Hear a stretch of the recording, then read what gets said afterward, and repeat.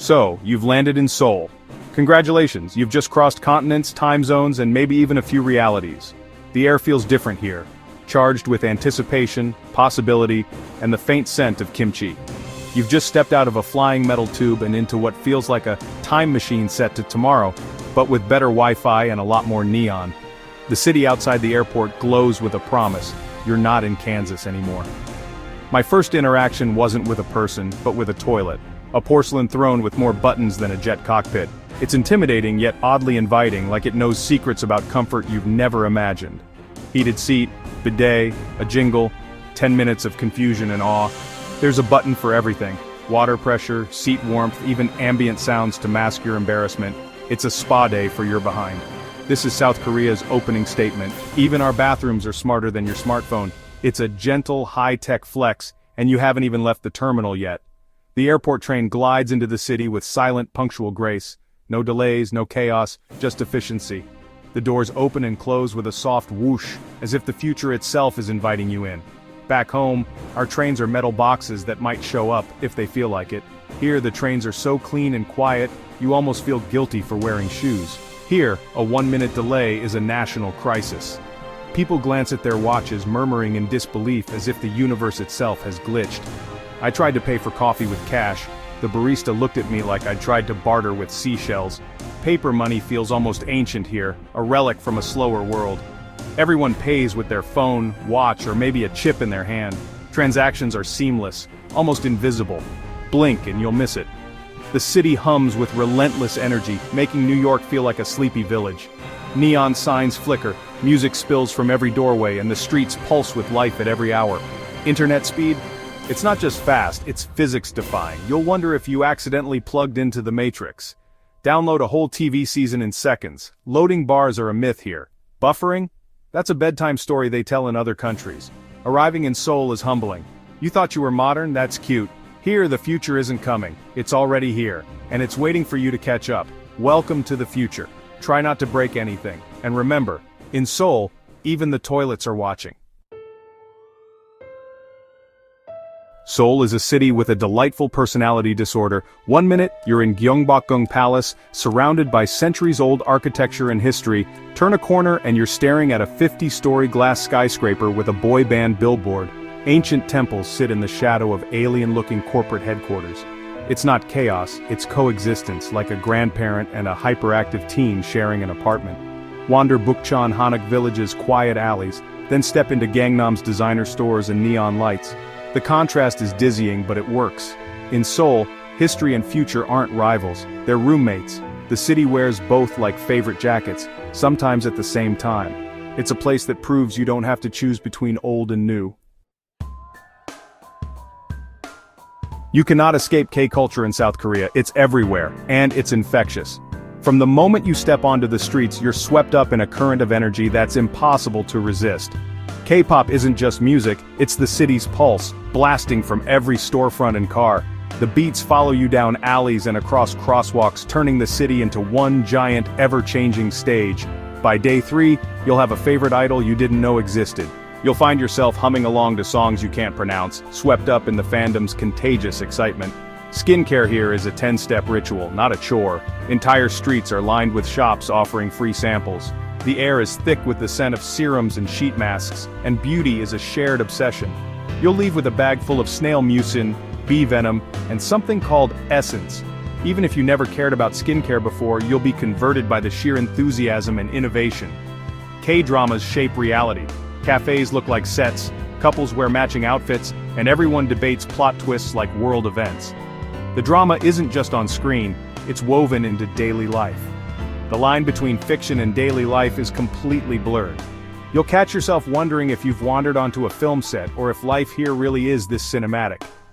Technology is the third pillar. South Korea doesn't just use tech, it lives it.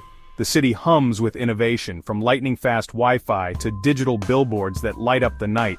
Phones are extensions of the self. Pay, watch TV, order food, navigate life. Everything is at your fingertips, and convenience is the unspoken rule. The integration is awe-inspiring and a little dystopian. Neon lights and digital screens create a futuristic vibe that feels both exhilarating and surreal. K-culture isn't just entertainment, it's a complete operating system for modern life. Resistance is futile. You'll find yourself adapting, almost without realizing it. You'll hum K-pop, follow a skincare routine, and check your phone every 5 seconds. Even your habits will start to shift, blending seamlessly with the rhythm of the city. It's not a trend, it's a way of life. The culture seeps into your bones, and soon you're living it too. And you will drink it all in, every sound, every flavor, every moment. In Seoul, you don't just witness K-culture, you become part of it. Coming to South Korea for the food? Excellent idea. Just brace yourself, because this is a culinary adventure that will challenge even the most daring eaters. The streets are alive with sizzling pans, fragrant steam, and the constant chatter of hungry locals and curious travelers. Kimchi is everywhere, with hundreds of varieties from tangy to volcanic. It's not just a side dish, it's a way of life here. Each region, and sometimes each family, has their own secret recipe, passed down through generations. You'll find kimchi made from cabbage, radish, cucumber, and even unexpected ingredients, each with its own unique kick. Street food markets like Gwangjang are a sensory overload, colors, sounds, and smells all competing for your attention. Tteokbokki, those chewy rice cakes in fiery red sauce, will test your limits. The sauce clings to your lips and the heat lingers long after the last bite. It's a rite of passage for anyone visiting Seoul. The spice is a surprise attack. You sweat, you cry, but you go back for more. There's something addictive about the burn, and soon you'll find yourself chasing that spicy thrill, even as your eyes water and your nose runs. Then there's byeondaeji, silkworm pupae boiled and served in a cup. The aroma is earthy and nutty, and the taste is unlike anything you've tried before. It's a snack that's both traditional and a little bit daring. School kids eat them like popcorn. I just stared, amazed at their bravery. For locals, it's a nostalgic treat, a taste of childhood. For visitors, it's a test of courage and curiosity. It's a reminder that delicacies are relative. What's comfort food for one person might be a wild challenge for another. Every meal here is a lesson in open-mindedness. My stomach is brave, but not a superhero. There are moments when I wonder if I've bitten off more than I can chew, literally. Korean barbecue is the reward. Grill marinated meat at your table, wrap it in lettuce, dip in sauce, perfection. The sizzle of the grill, the aroma of caramelizing meat, and the fun of building your own bite make it unforgettable. It's interactive, social, and unbelievably tasty. Sharing food, swapping stories, and laughing over the grill brings everyone together. The air fills with sizzling meat and garlic, and everyone's smiling. It's a feast for all the senses, and the perfect way to end a day of culinary exploration. It's the culinary prize for surviving the spice gauntlet. You've earned every delicious bite, and your taste buds will thank you. South Korea's food is a delicious, spicy, bewildering adventure. Every meal is a new discovery, and every dish tells a story. You'll leave with a new appreciation for your taste buds, and maybe a few new cravings you never expected, and maybe a craving for kimchi with everything. It sneaks into your heart and your meals before you know it. Here, food isn't just a meal, it's an experience. Come hungry, leave amazed, and don't be afraid to try something new, and don't say I didn't warn you. Your stomach will never be the same again. Seoul's subway is a marvel. Clean, efficient, and sprawling. During rush hour, you don't board the train, you're absorbed by it. Personal space? A fond memory. Everyone's in their own world, eyes glued to phones, watching dramas, playing games, shopping. No eye contact, no small talk, just silent collective motion. It's efficient, but a bit lonely. Now, the true heart of the city, the convenience store. There's one on every corner and another in the basement. These aren't sad, fluorescent-lit stops, they're palaces of wonders. Grab a gourmet meal, pay bills, pick up packages, charge your phone 24/7. Students eat ramen. Office workers grab dinner, friends share a beer. The food variety is staggering. Dozens of ramen, beautiful lunch boxes, flavored milks. The convenience store is a cultural institution, not just a shop. Why go to a restaurant when you can have a feast under the hum of the beverage cooler? In Seoul, convenience is king. After futuristic toilets and spicy rice cakes, what's next? A trip to the DMZ, the world's most fortified border. The bus ride north shifts from city bustle to tense, barbed wire landscapes.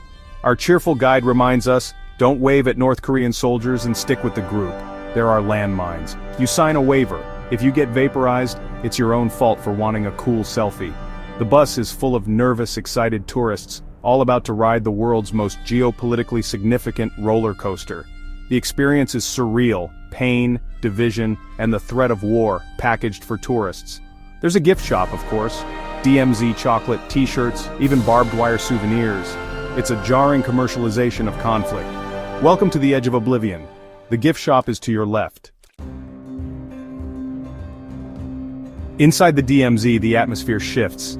At the Dora Observatory, you peer into North Korea. Propaganda villages, giant flags, silence. It feels like looking at a diorama, not a real country. The main event, the joint security area, blue buildings and stone-faced soldiers in taekwondo stances. Strict rules, no pointing, no sudden moves, photos only when allowed. You step into a blue conference room, 1 foot in North Korea, 1 in the south. Tourists line up for the ultimate selfie, grinning in a global flashpoint. It's a bizarre mix of gravity and tourist fun. Leaving the DMZ is like waking from a dream, back to Seoul's chaos, where the biggest conflict is which ramen to eat. The contrast is staggering. South Koreans live vibrant lives in the shadow of an abnormal reality. Americans arrive in South Korea with expectations shaped by K-dramas and news headlines. We expect synchronized K-pop dancers, fiery food, and a nation on edge. The reality, far more nuanced. The biggest surprise is the normalcy, people commuting, falling in love, worrying about work. The threat from the north is background noise, not an obsession.